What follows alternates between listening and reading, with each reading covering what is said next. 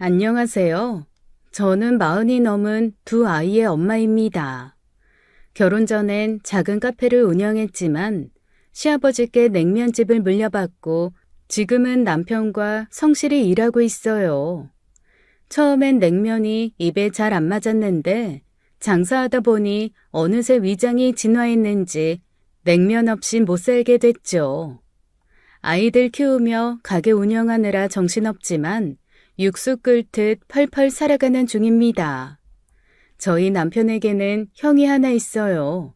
흔히들 말하는 집안의 골칫덩이 바로 아주버님이죠. 평소 그분의 취미생활이라 하면 술과 유흥 정도인데 이게 참 문제였어요. 몇 년 전 시아버지께서 직접 가게를 운영하실 때 일인데요. 아주버님은 매일같이 나타나 밥을 공짜로 드시고 반주까지 마시고 가셨습니다. 뭐 여기까진 그래도 가족이니까 이해했어요. 시아버지께서도 아무 말씀 안 하시니 저도 가만히 있었죠. 그런데 어느 날부터 아주버님이 술만 들어가면 눈이 이상하게 돌아가더군요. 마치 고장난 CCTV 마냥 초점을 잃고 여기저기 훑어보기 시작해요. 그러다 종업원 언니들에게 슬슬 손이 가기 시작했습니다. 한 번은 홀서빙하는 언니가 저한테 울면서 오더라고요. 이유를 들어보니 아주버님이 언니 허리에 손을 두르더니 엉덩이를 만졌다고 하더군요. 그 말을 듣자마자 얼굴이 빨개져서 아주버님께 따지러 갔어요. 아주버님, 그거 진짜 하지 마세요. 직원한테 그러는 거. 그러시다가 정말 제대로 콩밥 드세요. 에이, 가족 같아서 그냥 스킨십 좀 한 거 가지고 뭘 그래요? 그런 식으로 손 놀리는 거 요즘 큰일 나는 거 몰라요? 직원분들이 화나서 전화 한 통하면 아주버님 인생 그 자리에서 끝나요. 그땐 합의도 안 돼요. 그걸 아셔야지. 아이 참, 뭘 그렇게 겁을 줘요? 내가 뭐 나쁜 마음으로 그런 것도 아닌데. 나쁜 마음 없어도 그 행동 자체가 나쁜 마음이라고요. 요즘엔 법정에서도 그런 거 안 통해요. 뉴스 좀 봐요, 뉴스. 잘 나가던 연예인들도 그런 거 한 방에 인생 종치는데. 정신 차려요, 아주버님. 아, 알았어요, 알았어. 알았다니까. 그만 좀 해요. 아니요, 그만 못하죠, 아주버님. 다시는 이런 일 없게 조심해 주세요. 이거 마지막 경고입니다. 그런데 이게 사람 습관이라는 게 무섭잖아요. 하루 이틀 지나고 나면 또 똑같은 행동을 하려고 하더군요. 그럴 때마다 제가 아주버님 뒤에서 레이저 눈빛을 쏴주며 감시했어요. 시아버지에게 말해서 아주버님이 가게를 못 오게 해야겠다 생각하고 있던 어느 날이었습니다. 아주버님이 술에 취해서 이번엔 저에게 접근하는 거예요. 한순간 제 허리를 감싸더라고요. 이건 뭐 막장 드라마보다 더 막장이죠. 저 그렇게 인내심이 강한 편이 아닙니다. 그날 저도 모르게 서빙하던 쟁반으로 아주버님 뒤통수를 힘껏 후려쳐 버렸습니다. 아주버님은 저한테 맞자마자 바로 날아가 버렸어요. 저도 제가 그렇게 힘이 센 줄 그날 처음 알았네요. 아마도 제 안에 숨겨져 있던 초능력이 그날 발휘된 것 같더라고요. 그 사건 이후 아주버님은 병원에서 머리를 몇 반을 꿰맸습니다. 그때 생긴 상처가 지금까지도 아주버님의 뒷머리에 남아있죠. 뭐랄까 아주버님의 뒤통수를 볼 때마다 제 작품을 보는 듯한 미묘한 뿌듯함도 들긴 합니다만 아주버님과 제 사이에선 어색함만 남았어요. 시부모님께서도 아주버님 사고 소식을 들으시고 처음엔 많이 놀라셨습니다. 하지만 이유를 모두 들으시고는 오히려 저를 위로해 주셨어요. 네가 얼마나 놀랐겠냐? 죄송해요, 아버님, 어머님. 제가 너무 욱해서. 너 잘못한 거 하나도 없다. 지환이 저놈이 미친놈이지. 그래, 네가 그만큼 참아준 것만 해도 고맙지. 오히려 우리가 너한테 더 미안하다. 맞아. 그러니까 괜히 마음 쓰지 말고 오늘은 얼른 들어가서 쉬어라. 역시 공정함은 시댁에도 존재하더군요. 남편 역시 저한테 잘했다고 했습니다. 자기 속이 다 시원했다고요. 저 남자랑 결혼하길 잘했다 싶었죠. 한 번은 또 이런 일이 있었습니다. 그날은 정말 평범한 날이었어요. 남편은 시아버지 심부름이 있어서 가게 정리를 하고 먼저 시댁에 갔죠. 저도 마무리를 하고는 기분 좋게 가게 문을 닫았어요. 그런데 집에 가다 보니 제 가방이 안 보이더라고요.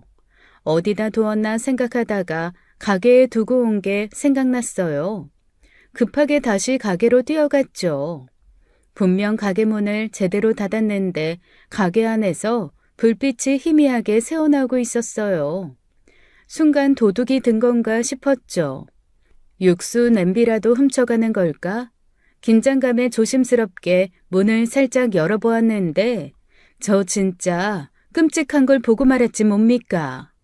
아주버님이 글쎄 어떤 여자와 열정적으로 관계를 맺고 계시더라고요. 제가 순간적으로 본 장면이 너무 적나라해서 눈을 씻고 싶었습니다. 차라리 양파 까던 손가락을 눈에 넣는 게 덜 고통스러웠을 거예요. 가게에서 이런 일이 있을 거라곤 상상조차 못했기에 제 심장도 잠시 정지된 것 같았어요. 저는 놀라서 얼른 문을 닫고 조용히 밖으로 나왔죠.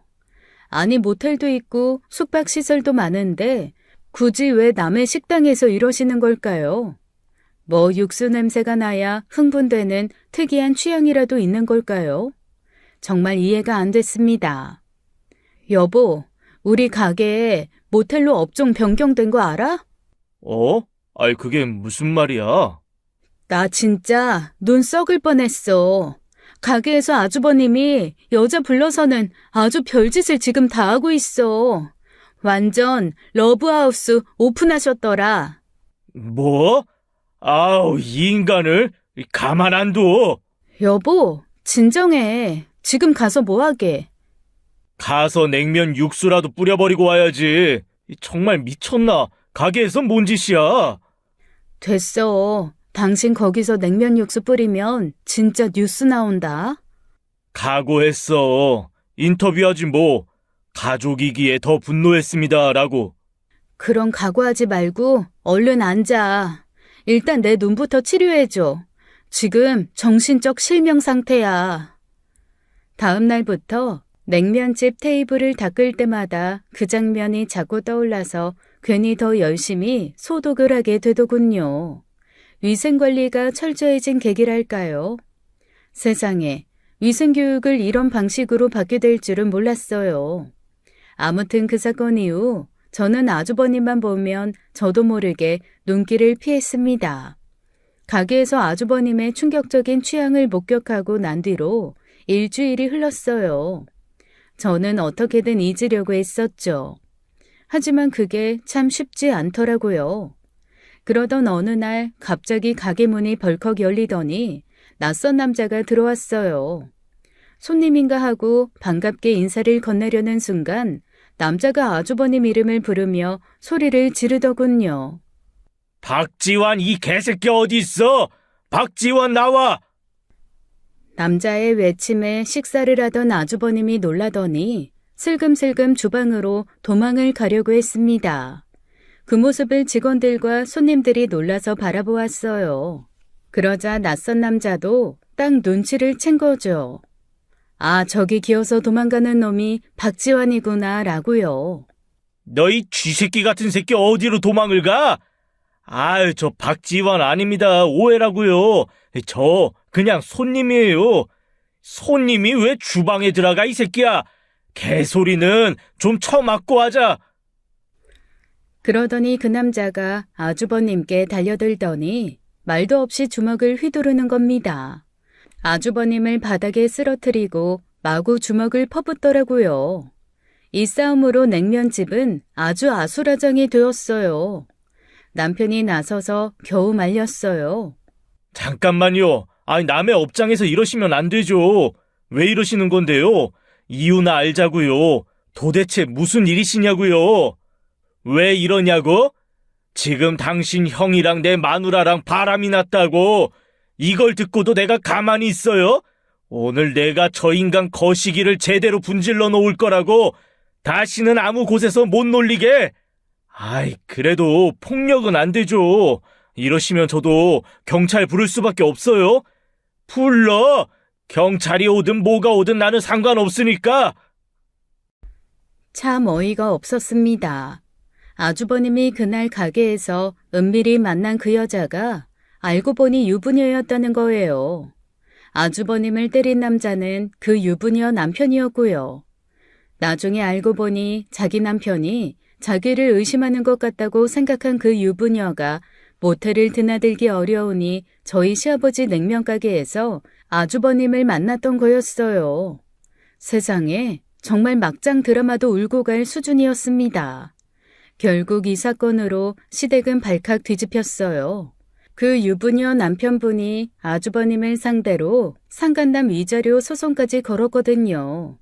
결국 아주버님은 무려 3천만 원이라는 거금을 위자료로 물어주게 되었죠. 그런데 아주버님이 돈이 어디 있나요? 결국 시아버지께서 그 돈 해주셨습니다. 그 소식을 듣고 제 귀를 의심했어요. 3천만 원이라뇨.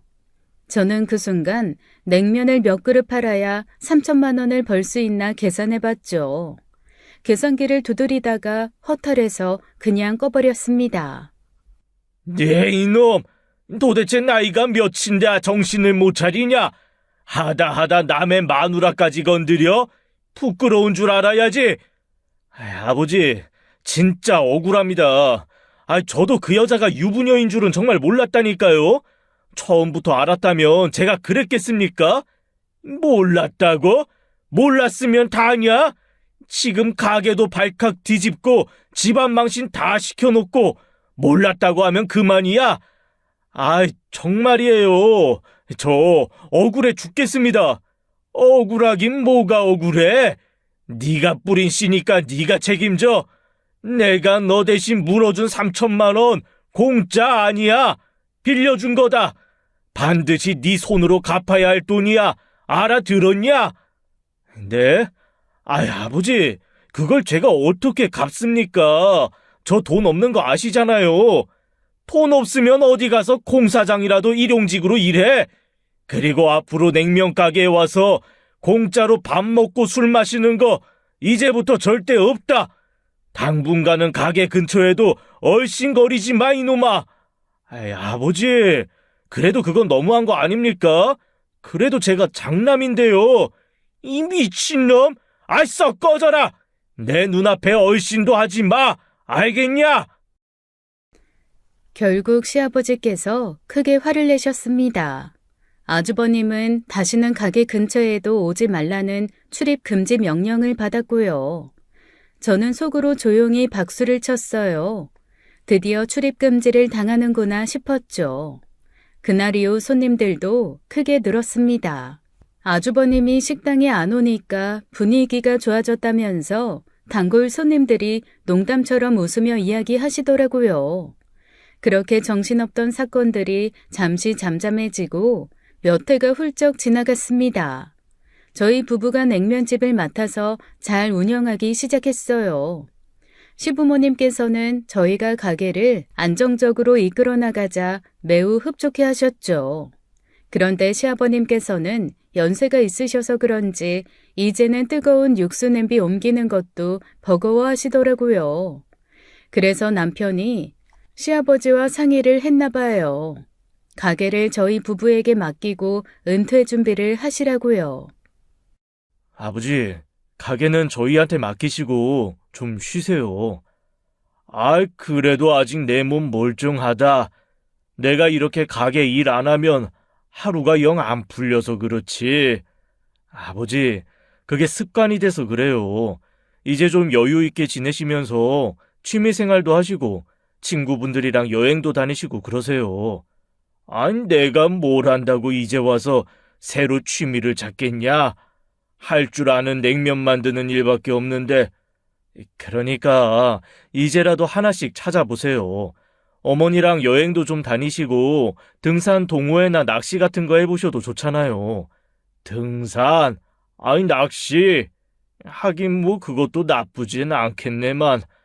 아버지, 저희가 있으니까 이제 정말 걱정하지 마시고 쉬세요. 아버지 평생 고생하셨는데 이제는 저희가 아버지 몫까지 열심히 해서 보답할게요. 그리고 며칠 후 시아버지께서 말씀하셨습니다. 저희 부부에게 가게를 완전히 맡기고 쉬시겠다고 선언하셨어요. 그래서 남편과 저는 더 열심히 가게를 운영하며 하루하루를 바쁘게 살았죠. 덕분에 매출도 꽤 올랐고 단골 손님들도 더 많아졌습니다. 그렇게 잘 지내던 어느 날 아주버님이 예상치 못한 손님을 데리고 나타났어요. 아주버님이 예비 형님을 데리고 오셨더라고요. 결혼을 준비한다고 하길래 다들 축하해줬지만 솔직히 말하면 속으로 저 여자분은 무슨 죄를 지어서 아주버님과 결혼하나 싶었습니다. 하지만 부창부수죠. 처음 상견례를 하는 날이었는데 예비 형님께서는 저희 시부모님을 보자마자 아주 당당하게 말하더군요. 어머님, 아버님, 제가 좀 귀하게 자라서요. 손에 물도 거의 묻힌 적 없거든요.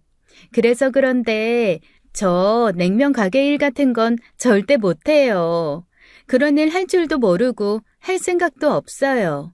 냉면집 하신다기에 미리 말씀드리는 거예요. 그 말을 듣고 저도 모르게 물을 마시다가 사례가 걸려서 콜록콜록 기침을 해버렸죠. 아니 솔직히 그 말을 저렇게 당당하게 하는 분은 처음 봤어요. 그런 말을 할 자리도 아니잖아요. 사람이 이렇게까지 솔직할 수도 있구나 싶었습니다. 아유, 저희 애가 참 철이 없어서요. 별 뜻은 없으니 그냥 웃고 넘기세요. 송이야, 어른들 앞에서 무슨 소리야? 괜찮습니다. 처음부터 잘하는 사람이 어디 있겠어요. 조금씩 익숙해지면 다 할 수 있겠죠. 저기요, 제가 말을 정확히 전달 못했나요? 저는 그런 가게 일 같은 거 안 해요. 안 할 거라고요. 익숙해질 생각도 없다고요. 김송이, 넌 어디 시어머니 되실 분한테 저기요가 뭐야, 저기요가? 내가 뭐? 맞아요, 형님. 냉면 가게 일 아무나 하는 거 아니에요. 손님한테 친절할 줄도 알아야 하고 눈치도 있어야 하고요. 무엇보다 예의라는 게 기본적으로 있어야 하거든요. 형님 보니까 안 하시는 게 맞겠네. 뭐라고요? 지금 저보고 눈치도 없고 예의도 없다는 거예요? 어머, 제 말이 그렇게 들리세요? 저는 그냥 냉면 장사 기준으로 말씀드린 거예요. 형님이 그렇게 발끈하시면 오해 생기겠다. 제 말에 형님은 얼굴이 빨개져서는 그 뒤 상견례 내내 조용히 있더라고요. 참 어른들 앞에서 예의도 없는 사람이구나 싶었죠. 어쨌거나 아주버님은 무사히 결혼을 했습니다. 이제 아주버님도 한 가정의 가장이 되었으니 정신 차리고 잘 살기를 바랐죠.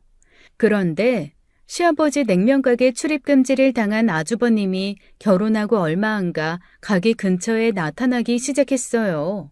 형님하고 함께요.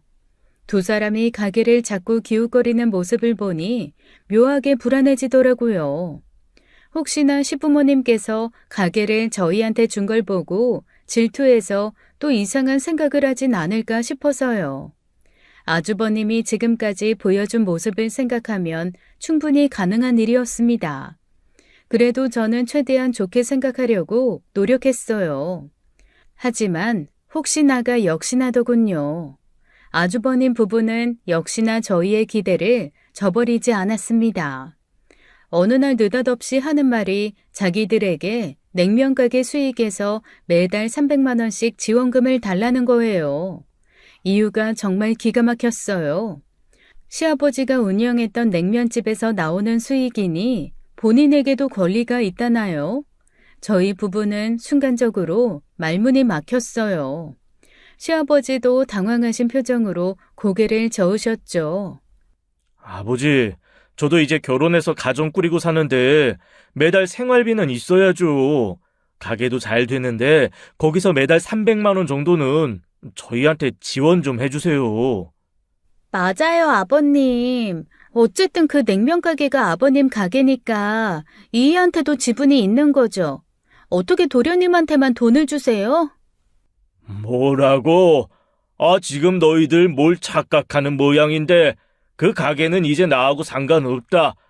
이미 지훈이네한테 맡긴 지 오래야. 그리고 가게에서 나온 돈은 지훈이네가 열심히 벌어서 번 돈이지. 너희가 무슨 권리로 손을 벌리냐? 아버지, 그래도 저도 아들 아닙니까? 동생만 자식이고 저는 자식 아니에요? 이렇게 차별하시면 안 되죠. 맞아요, 아버님. 자식들 공평하게 챙기셔야죠. 뭐가 공평이냐? 그럼 너희도 식당 나가서 일을 해야지 왜 꽁으로 숟가락을 얹으려고 해? 나한테 더 이상 그런 말 꺼내지 마라. 난 한 푼도 줄 생각 없고 그럴 돈도 없으니까. 아버지, 정말 너무하시는 거 아닙니까? 너무한 건 너희들이다. 자식이랍시고 부모 등골이나 빼먹으려고 하고 넌 양심도 없냐? 당장 나가라. 다시는 이런 얘기 꺼낼 생각 말고. 아주버님의 요구를 시아버지가 계속 거절하자 이제 아주버님 부부는 저희 집에까지 찾아와서는 억지를 부리기 시작했습니다. 넌 진짜 뻔뻔한 놈이다. 어떻게 장남한테 와야 할 가게를 네가 다 독차지하냐? 넌 양심이라는 게 있어 없어? 말 길게 하지 말고 내 지분 내놔. 7대 3으로 나누고 니들이 3 가져. 이것도 많이 양보한 거야. 뭐라고? 형 지금 무슨 소리를 하는 거야? 예전에 형이 한 말 기억 안 나? 형 가게 일 안 한다며. 그래서 내가 하던 일 그만두고 아버지 일 도운 거야. 기억 안 나? 그리고 형이 가게에서 해놓은 게 도대체 뭔데? 술이나 마시고 사고나 치고 가게 이미지 망친 거밖에 더 있어? 그런 주제에 가게 지분을 달라고? 맞아요. 너무하세요, 아주버님. 이건 아니죠. 동서는 좀 빠져있지. 어쨌든 부모님 가게면 자식 둘이서 공평히 나누는 게 맞지 않아요? 우리가 무슨 호구도 아니고 이렇게 쉽게 그냥 물러날 것 같아요? 형님, 이 가게는 저희가 새벽부터 육수 끓이고 면 뽑아서 키운 거예요. 손님들 떠난 자리 치우면서 눈물 흘려본 적 있어요? 그런 노력도 안 해본 사람들이 무슨 염치로 지분을 요구하세요? 아니, 동서 말하는 거 보소. 어디 감히 손윗 사람들한테 바락바락 대들어? 형수님, 대들긴 뭘 대들어요. 바른 말 한 거죠. 그리고 형, 똑바로 들어. 가게는 이미 아버지가 우리 부부에게 넘긴 거야. 그리고 형 같은 사람 때문에 집안 망신도 모자라 내가 몇 년 동안 고생했는지를 알아? 유산? 웃기지 좀 마. 어머? 서방님 도랏? 이런 적반하장이 어딨어요? 가게 잘 되는 거 보니까 탐나서 못 주겠다는 거죠? 형님이야말로 상견례 때 뭐라고 하셨어요? 냉면 가게 일 일절 하실 생각 없다고 하셨잖아요. 너희들 진짜 이렇게 나올 거냐? 그래, 그럼 어디 한번 끝까지 가보자. 말이 통하지 않자 아주버님은 급기야 남편에게 막말을 하며 행패를 부리기 시작했어요. 집안이 난장판이 되는 와중에 저희 딸아이가 너무 놀라 울기 시작했죠. 아이 울음소리가 커지자 형님이 갑자기 아이에게 다가가서는 시끄럽다고 아이 머리를 때리는 거예요. 그것도 살짝 콩 때리는 게 아니라 진짜 퍽 소리가 나게 아이 뒤통수를 후려쳤죠. 제 딸아이는 바로 앞으로 고꾸라져 악을 지르며 울었고요. 순간 제 머릿속에서 이성을 담당하는 뇌세포가 단체로 휴가를 떠났습니다. 아니 어른들끼리 문제는 그렇다 쳐도 왜 엄한 아이를 건드리나요? 저는 너무 화가 나서 참지 못하고 형님에게 달려가 형님의 뺨을 있는 힘껏 올려붙였습니다. 형님도 제 뺨을 한 대 맞고는 바로 날아가 버렸죠. 내 애한테 한 번만 더 손대봐. 그 팔목 분질러서 평생 왼쪽으로 밥 먹도록 해줄 테니까. 나 건드리는 건 참아도 내 건드리는 건 절대 못 참아. 어머, 동서, 미쳤어? 너 지금 나 친 거니? 그래, 쳤다. 어디 얼마나 내가 더 미쳐 있는지 볼래? 재수씨, 어디 감히 손윗 사람한테 손을 대요? 뭐요? 아주버님도 또 맞아볼래요? 뒤통수에 문이 더 그려줘요? 가게에서 더러운 짓거리에서 소송이나 걸리는 주제에 어디서 가게를 탐내요? 아이, 재수씨! 제가 아주버님 비밀을 건드리자 아주버님이 갑자기 저에게 달려들었습니다. 순간 남편이 나서서 아주버님 팔을 꺾어 제압하더라고요. 쟁반만 있었으면 저 아주버님을 또 후려쳤을 겁니다. 형, 내가 분명히 경고했지? 내 아내나 아이 건드리면 나도 더는 참지 않는다고, 알겠어? 어디 한 번 더 해봐. 진짜로 경찰서 가게 해줄 테니까. 아이, 야! 너 하라고. 아이씨, 이거 안 놔? 아프다고, 이 새끼야! 아픈 건 알면서 우리 아이는 왜 건드렸어? 형이란 사람이 제정신이야? 가족이라 지금까지 참았더니 사람 우습게 보이지? 아이씨, 알았다고, 이 미친놈아. 팔 부러진다고. 놓으라고 좀. 다음에 또 이런 짓 하면 형이고 뭐고 절대 안 봐줘. 똑똑히 기억해둬. 정말이지 저희 집은 막장 드라마를 찍고 있더군요. 그 난리법석을 치르고 나서 이제 아주버님 부부가 더는 나타나지 않을 거라고 생각했습니다. 하지만 역시 인생이 그렇게 쉽게 흘러가면 재미가 없죠. 며칠 뒤 글쎄 아주버님 부부가 가게에 다시 나타난 거예요. 진짜 끈질기다고 해야 할지 아니면 그냥 집념의 화신이라고 해야 할지 모르겠어요. 그런데 이번엔 그냥 오는 게 아니었습니다. 아버지, 저 냉면집에 내일부터 출근할 테니까 다른 직원들처럼 월급 챙겨주세요. 순간 저는 귀를 의심했습니다. 지금껏 일을 하라고 해도 그렇게 미꾸라지처럼 요리조리 피하더니 갑자기요? 솔직히 놀랍진 않았어요. 사람이 한결같다는 건 정말 아주버님을 두고 하는 말이 아닐까 싶었어요. 저도 이제 결혼했으니 책임감 갖고 살아야죠. 제가 이래봬도 한 집안의 가장 아닙니까? 냉면 가게에서 일하면서 월급 받고 떳떳하게 생활비 벌게 해주세요. 네가 일을 하겠다고? 너한테는 미안하지만 그 말을 내가 고지고대로 믿기 어렵구나. 그동안 네가 보여준 게 있어서 말이다. 아버지, 사람은 변하는 겁니다. 저라고 언제까지 철없이 살겠습니까? 이제부터 정말 마음 잡고 제대로 일 한번 해보려고요. 저 한 번만 믿고 기회를 주세요. 제발 부탁이에요, 아버지. 형, 또 무슨 꿍꿍이야. 갑자기 왜 이러는지 모르겠네. 아버지, 정말 괜찮겠어요? 이에 시아버지께서는 한숨을 깊게 쉬시며 오래 고민을 하셨습니다. 아무리 아픈 손가락이라지만 자식이 저렇게까지 말하는데 한 번의 기회를 안 줄 부모는 없겠죠. 결국 시아버지께서는 아주버님을 한번 믿어보기로 했습니다. 그래, 이번만큼은 믿어보자. 어쨌거나 이제 가정도 생겼는데 언제까지 밖으로 돌게 할 수도 없지 않겠냐. 대신 이번이 마지막 기회다. 네 동생 말 잘 듣고 너도 잘해봐라. 예, 아버지, 절대 실망 안 시켜드릴게요. 이번엔 정말 제대로 합니다. 그렇게 시아버지께선 결국 아주버님을 한번 믿어보기로 하셨습니다. 그리고 아주버님 부부에게 일을 맡기셨어요. 저도 그래요. 세상 사람들 모두에게는 두 번째 기회가 필요하다고 생각했거든요. 하지만 아주버님은 그 두 번째 기회를 이상하게 이용했어요. 가게에 출근하기 시작한 아주버님 부부 덕분에 냉면집은 점점 이상한 분위기가 되어갔습니다. 분명히 직원으로 들어온 아주버님이 카운터에만 딱 붙어 앉아서 계산만 하고 있더라고요. 그러니 손님들도 하나둘 묻기 시작했어요. 어라? 사장님 바뀌었어요? 원래 여기 일대 사장님 아드님이랑 며느리분이 하시던데. 그 사람들이요? 걔들 제 동생인데 그냥 여기 직원이고요. 제가 장남이라 이 가게 맡아서 사장으로 운영하고 있습니다. 앞으로 잘 부탁드려요. 그래요? 그 부부가 참 잘했는데. 그럼 완전히 사장님이 새로 맡으신 거예요?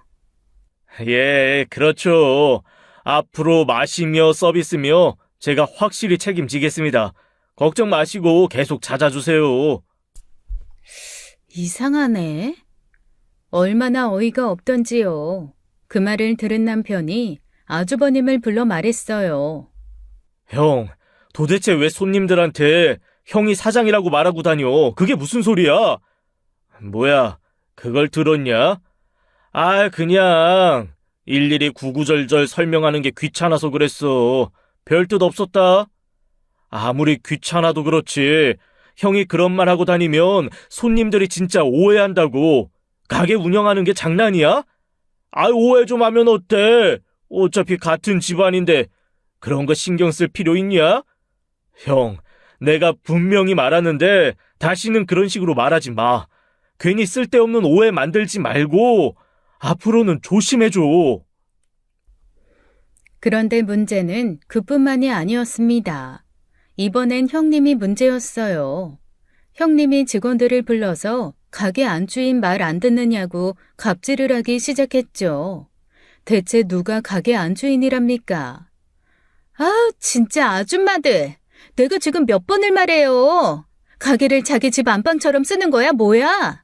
냉장고 문 좀 조용히 닫으라니까 귀 먹었어요? 귀까지 늙었나? 아니, 냉장고에서 육수를 꺼내려면 당연히 열어야 하는데 어떻게 하라는 거예요? 안 열고 꺼내요? 그래서요? 지금 내 말에 말대답해요? 그리고 그 면 뽑는 기계는 장식품이에요? 대체 왜 그렇게 느려요?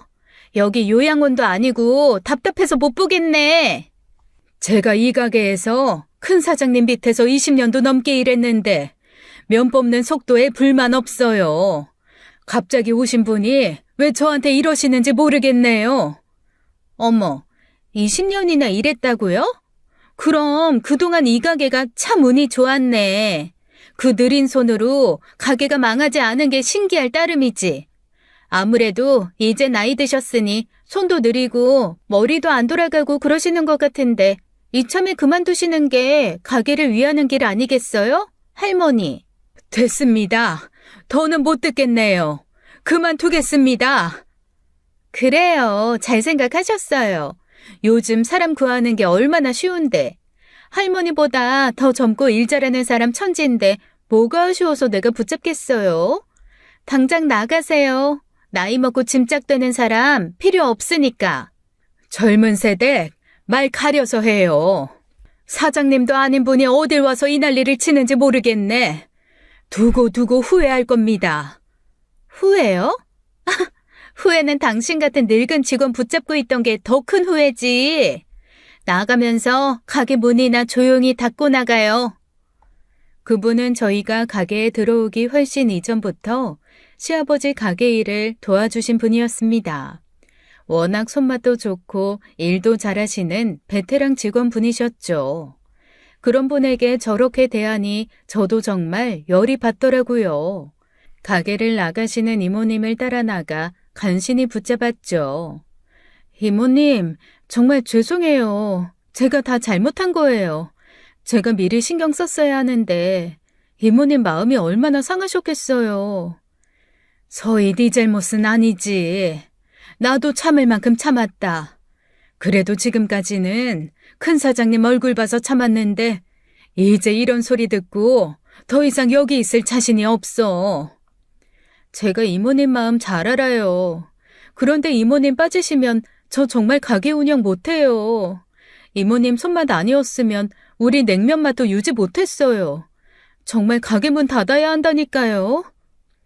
아휴, 나도 서인이 생각하면 가슴 아프지만 저런 못돼먹은 인간하고는 더 이상은 상종도 못하겠어.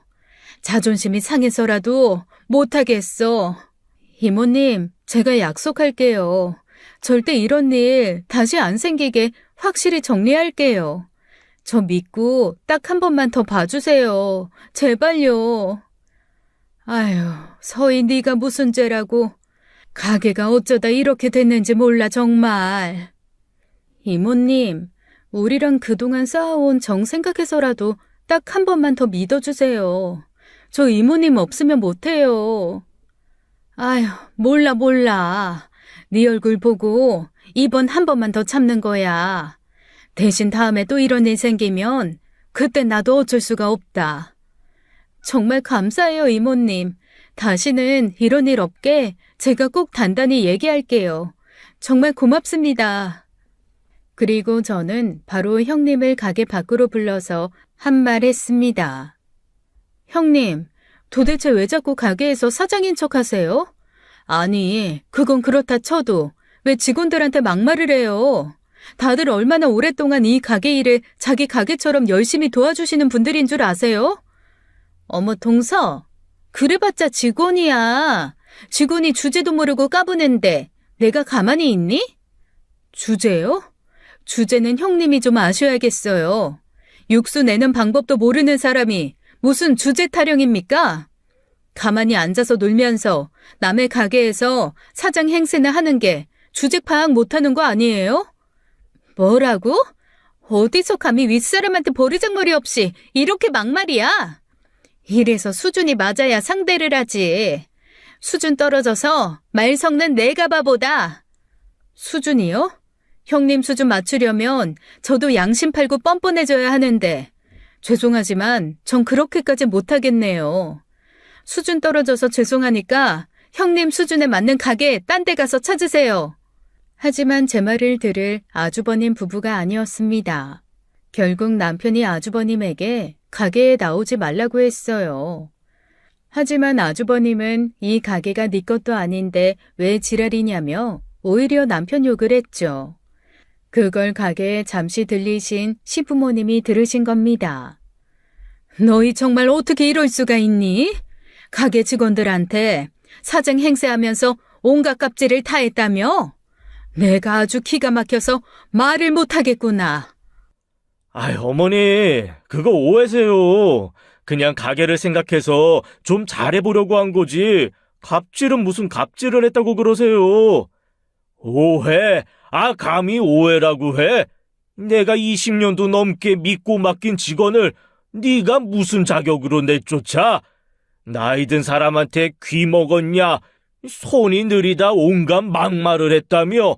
아, 그걸 지금 변명이라고 하는 거냐?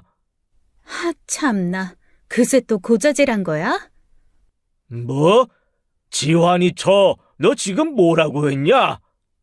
아, 아버님, 그래도 저희가 다 가게 잘 되라고 한 거예요. 그 직원이 일 처리를 너무 느리게 해서 제가 좀 지적한 거예요. 운영자가 그것도 못해요? 뭐 지적? 네가 감히 누구한테 지적을 해? 면을 빨리만 뽑으면 되는 줄 알아? 니들이 뭘 알아? 그 직원이 너희보다 100배, 1000배 더 이 가게에 보탬이 된 사람이다. 너희 같은 것들보다 훨씬 귀한 분이라고. 아이, 아버지, 너무하신 거 아닙니까? 그래도 우리가 아버지 자식인데 어떻게 우리보다 직원 편을 드세요? 자식, 내가 네 놈 같은 자식 둔 걸 지금 정말 부끄러워서 얼굴을 못 들겠다. 앞으로 이 가게에는 발도 들이지 마. 너희 부부 다시는 냉면집 근처에도 오지 말아라. 아니, 지금 저희한테 나오지 말라는 거예요? 우리가 무슨 큰 죄를 지었다고 이러세요? 그래, 큰 죄를 졌다. 너희가 그동안 가게에서 한 짓들 전부 다 죄야. 너희 같은 사람들 때문에 내가 키운 가게 망가지는 꼴 더 이상 못 보겠다. 아, 당장 나가. 그렇게 시부모님께 크게 혼이 났으면 아주버님 부부도 정신을 차릴 줄 알았습니다. 하지만 역시나 사람은 쉽게 변하지 않는 법이에요. 아니, 변할 사람은 이미 진작에 변했겠죠. 아주버님 부부는 여전히 당당히 가게로 출근하셨답니다. 마치 저희 냉면집이 철밥통 공무원 자리라도 되는 듯 말이죠. 심지어 아주버님은 다시 낮술까지 드시기 시작했어요. 남편이 배달을 나간 틈에 말입니다. 저는 참다 못해 아주버님께 한마디 했어요. 아주버님, 여기 오지 말라는 아버님 말씀 못 들으셨어요? 늙은 아버지가 정신이 오락가락 하셔서 그냥 하신 말씀을 제가 들어야 합니까? 뭐라고요? 제가 보기 싫으면 재수 씨가 가게를 나오지 마십시오. 그건 그렇고, 여기가 무슨 대낮부터 술 마시고 앉아서 놀기 좋은 포장마차라도 돼요? 정신 차리세요. 여긴 땀 흘려서 돈 버는 냉면집이지 아주버님 술값 대주는 복지센터가 아니라고요. 순간 아주버님 얼굴이 빨개지면서 화를 내기 시작했습니다. 하지만 제가 이미 쟁반을 한번 휘둘러 본 경험이 있어서인지 전혀 무섭지 않았어요. 역시 사람은 경험을 쌓아야 강해지나 봐요. 그런데 갑자기 형님께서 끼어들면서 저를 향해 손윗사람에게 버릇이 없다고 소리를 치더라고요. 그러더니 제 머리채를 확 잡는 겁니다. 순간 저는 다시 한번 제 이성을 담당하는 뇌세포들이 집단 퇴근하는 걸 느꼈어요. 야, 이 싸가지 없는 기집애야. 너 감히 누구한테 큰 소리야? 오늘 내가 너 버르장머리 단단히 고쳐준다. 당장 내 머리 안 나요? 지금 이 순간 놓지 않으면 오늘 이 머리카락 잡은 손 평생 후회하게 만들어 드릴 테니까 좋은 말 오갈 때 손 놓으시죠? 웃기고 있네. 어디서 헛소리야? 너 같은 게 날 어떻게 하겠다고 협박질이야? 그 순간 저는 냉면을 뽑느라 다져진 제 팔 근육으로 형님 머리채를 잡았습니다. 그리고 힘껏 형님을 그대로 패대기 쳐버렸어요. 형님은 힘없이 붕 떠서 바닥에 그대로 철푸덕 눌러붙었죠.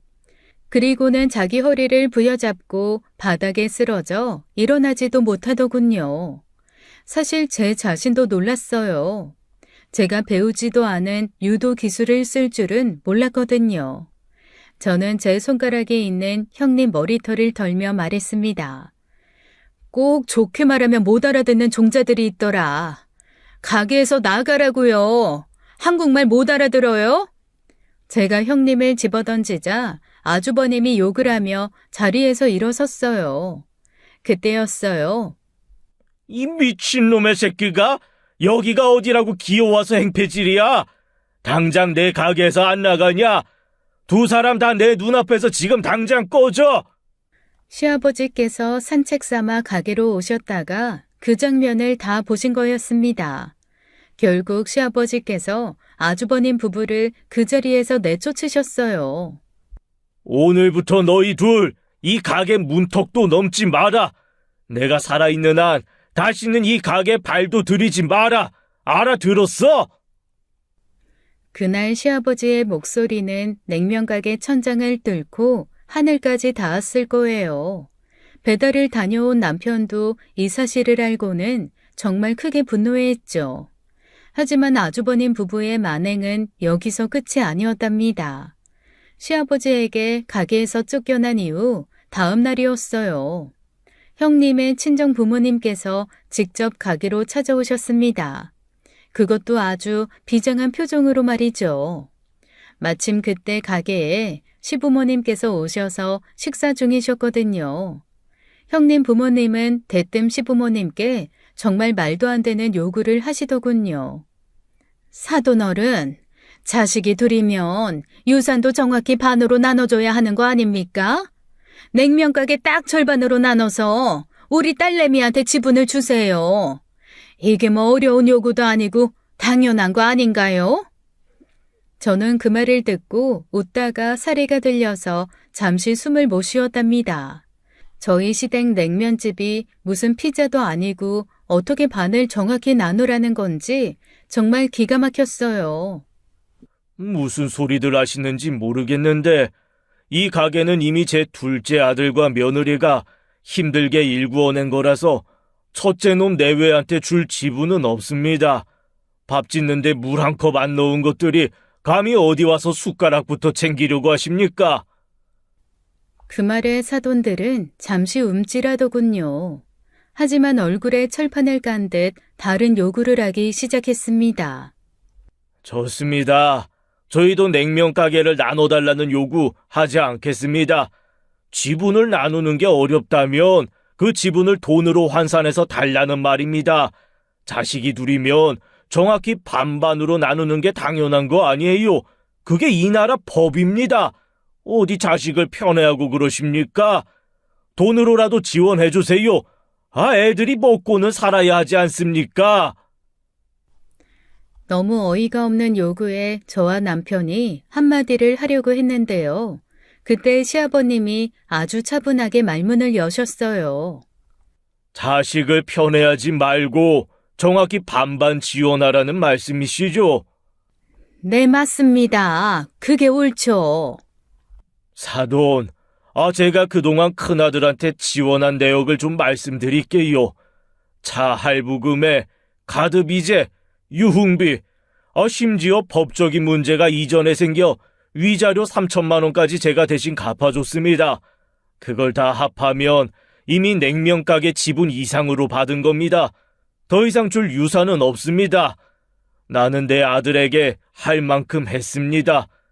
제가 죽고 만약 큰아들 부부가 소송을 걸어도 아무 소용 없을 겁니다. 제 손에 명확한 증거 자료가 다 있거든요. 오히려 소송을 걸면 변호사 비용만 잔뜩 날리고 한 푼도 건지지 못할 겁니다. 그러니 괜한 힘 빼지 마시고 그만 돌아가시죠. 애들 먹고 살 문제야 이제는 지들이 알아서 할 일이죠. 그동안 아주버님께서 받은 지원금을 하나하나 말씀하셨죠. 정말 그 꼼꼼한 내역을 보면서 저도 깜짝 놀랐어요. 시아버지의 말에 형님 부모님 표정이 점점 더 창백해지기 시작했습니다. 결국 아무 말 없이 돌아가시더라고요. 저는 속으로 역시 팩트 폭격이 무섭긴 하구나 싶었어요. 하지만 문제는 형님이었습니다. 논리가 통하는 사람이 아니었어요. 자기 친정 부모님이 그렇게 돌아가시자 가게로 찾아와서는 드라마 주인공처럼 절규하며 난리를 치기 시작했죠. 정말 이달에 막장 며느리상이 있다면 형님이 단연코 대상일 겁니다. 하지만 역시나 형님은 아무것도 얻지 못하고 아주버님 손에 이끌려 집으로 돌아갔어요. 저는 사건이 이렇게 마무리될 줄 알았어요. 하지만 아니었습니다. 정말 막장 사건이 하나 더 남았거든요. 모든 일이 잘 마무리되는 듯 싶어 한동안 편히 살고 있었습니다. 장사는 잘 되고 손님들도 다시 늘어나고 말이죠. 이제 드디어 우리 집 막장 드라마가 종영되었구나 생각하며 속으로 축배까지 들었어요. 그런데 여러분, 드라마 보시면 아시겠지만 평화로운 장면 뒤엔 반드시 큰 사건이 터지잖아요. 제 인생도 똑같더라고요. 어느 날 갑자기 위생검사팀이 저희 냉면집에 찾아왔습니다. 사실 위생검사야 정기적으로 있는 거라 별로 걱정 안 했어요. 제가 워낙 깔끔하게 관리하니까요. 그런데 그날 냉장고 문을 열자마자 저는 경악을 금치 못했습니다. 냉장고 구석에서 제가 한 번도 본 적 없는 오래돼서 색깔도 변한 고기가 떡하니 들어있는 거예요. 이게 고기가 맞긴 한 건가 차라리 화석 아닌가 싶을 정도였거든요. 순간 위생검사팀 직원 얼굴도 굳어버리고 말았죠. 아니, 저희는 진짜 이런 고기 본 적도 없고 누가 냉장고에 넣었는지 전혀 모르겠습니다. 이게 어떻게 된 일인지 정말 모르겠어요. 저희 정말 억울합니다. 이런 게 들어있을 리가 없어요. 진짜 저희랑 전혀 관계 없습니다. 이런 말씀 하시더라도 현장에서 명확하게 문제가 되는 물품이 발견된 이상 규정대로 처리할 수밖에 없습니다. 죄송하지만 일단 영업 정지 처분이 내려질 겁니다. 정식으로 이의 제기하시려면 나중에 따로 진행하세요. 결국 저희 가게는 영업정지 처분이 내려졌습니다. 하필 손님들 앞에서 그런 일이 벌어지니 정말 얼굴이 화끈거렸죠. 저와 남편은 그날 저녁 너무 황당해서 말도 제대로 못하고 밥도 못 먹었어요. 남편과 저는 결국 고기의 정체를 밝히기로 했습니다. 도대체 누가 이런 장난을 쳤는지 궁금해서라도 이대로 넘어갈 수가 없었거든요. 사실 저도 남편도 짐작이 가는 사람들이 있기는 했어요. 청취자 여러분들께서도 짐작하는 그 사람들이요. 하지만 증거가 없었죠. 저와 남편은 가게 CCTV를 3달 전 것부터 하나씩 다 뒤져보기 시작했습니다. 정말 커피도 잘 안 마시는 저희 부부가요. 쓴 커피를 마시며 며칠을 밤샘하며 그 CCTV 영상을 모두 분석하며 열심히 화면을 둘러봤어요. 그런데 화면을 돌리던 남편의 얼굴이 점점 심각해지더라고요. 남편이 조심스럽게 저를 보며 이거 봐봐 하고 말했습니다. 순간 제 심장이 덜컥 내려앉았어요. 남편이 보여준 CCTV 화면 속엔 어둠 속에서 몰래 저희 가게로 들어오는 2사람이 있었거든요. 저는 화면을 더 가까이 들여다봤어요. 그런데 세상에 그 2사람의 얼굴이 점점 뚜렷하게 보이는데 바로 아주버님과 형님이었습니다. 역시나였어요. 정말이지 이 2사람은 도대체 얼마나 더 충격적인 일을 벌여야 직성이 풀리는 걸까요? 저희 가게가 무슨 막장 체험학습장도 아니고 말이죠. CCTV 화면 속에서 형님은 마치 특수부대라도 된 듯 주위를 두리번거리며 냉장고에 뭔가를 집어넣고 있었습니다. 위생검사에서 문제가 된 고기가 분명했어요. 그 모습을 보면서 제 마음속에 분노가 치밀었죠. 한편으론 참 허탈했습니다. 가족이라고 믿었고 그나마 아주 조금이라도 나아지길 바랐던 마음이 와르르 무너져 버렸거든요. 남편은 화가 머리끝까지 났습니다. 평소 웬만해선 잘 화를 안 내는 사람인데 그날 남편의 분노 게이지는 거의 폭발 직전이었어요.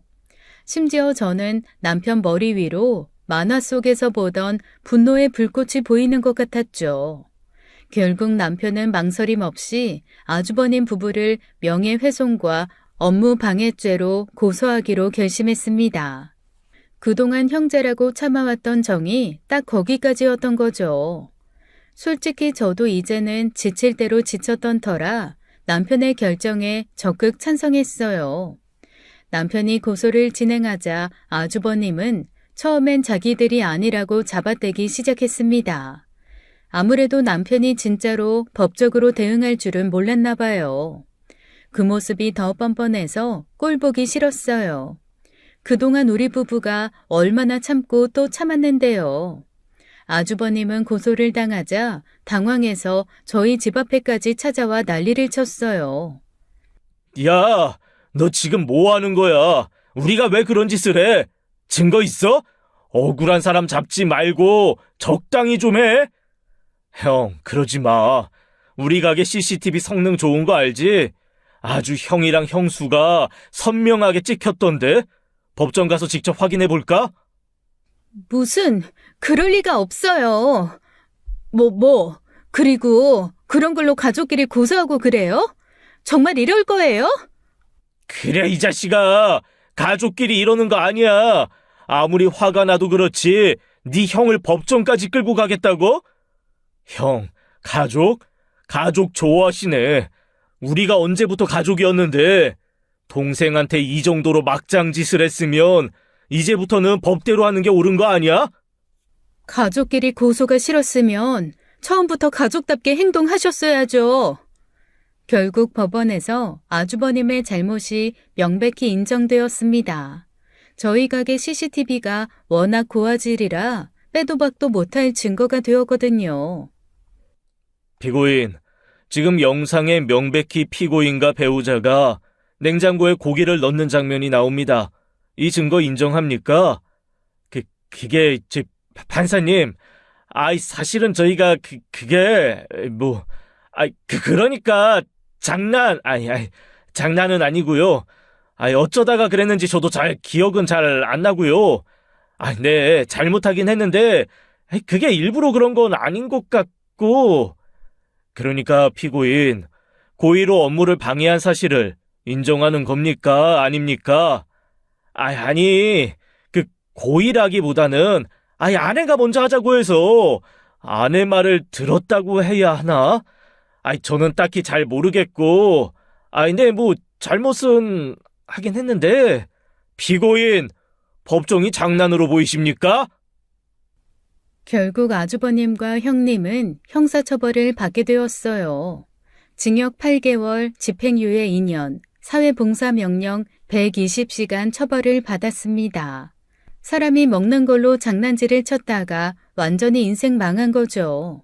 저는 그 소식을 듣고 솔직히 후련하면서도 한편으론 씁쓸했어요. 이 사건 이후로 남편은 아주버님과 완전히 연을 끊었습니다. 시부모님도 아주버님이 정신 차리기 전에는 아들 취급 안 하신다고 하셨고요. 이게 다 당신 때문이야. 당신이 쓸데없이 고기를 냉장고에 넣자고만 안 했어도 이런 일 없었잖아. 뭐라고? 내가 언제 혼자 결정했어? 당신이 당신 동생 망신 주자고 먼저 그랬잖아. 다 당신 잘못이지. 웃기지 마. 당신이 이런 멍청한 계획만 짜지 않았어도 이런 일 없었어. 당신 때문에 이 모양 이 꼴 된 거 아니야. 그러는 당신은? 머리는 폼으로 달고 다녀? CCTV가 거기 있는 거 왜 몰랐어? 그렇게 멍청하게 들킬 거라곤 상상도 못했지. 내 인생 당신이 망쳤어. 당신 인생만 망쳤어?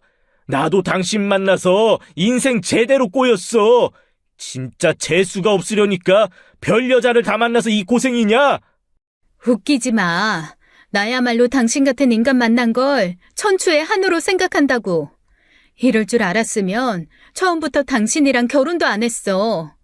결국 아주버님 부부는 이 일로 크게 다투고 나서 이혼까지 하게 되었습니다. 끝까지 남 탓을 하는 막장 부부였죠. 저희 부부는 이 사건 이후 정말 오랜 시간에 걸쳐 가게를 다시 일으켜 세우느라 힘들었습니다. 한번 잃은 신뢰를 다시 회복하는 것은 정말 힘들 일이죠. 하지만 오랜 시간 정성을 다하니 단골분들께서 다시 찾아주셨어요. 직원분들이 흘린 소문으로 저희 가게 사정을 알게 된 단골 손님들께서는 저희 부부를 위로해 주셨죠. 가게는 차츰 안정을 찾았습니다. 저와 남편은 이제 웬만한 사건이 생겨도 눈 하나 깜짝 안 하는 강철 멘탈을 갖게 됐어요. 인생은 어차피 한 번의 소풍 아니겠어요? 즐겁게 살아야죠. 한참 시간이 흐른 뒤 시부모님께서는 이제 완전히 저희 부부에게 가게를 물려주시기로 하셨습니다. 결국 저희 부부는 모든 막장 드라마를 이겨내고 행복한 일상으로 돌아왔어요. 여러분도 인생의 막장 사건이 닥쳐도 너무 절망하지 마세요. 막장 드라마도 결국 해피엔딩으로 끝날 때가 있으니까요. 그러니 오늘은 시원한 냉면 한 그릇 하시면서 모든 고민을 날려버리세요. 제 사연 들어주셔서 감사합니다.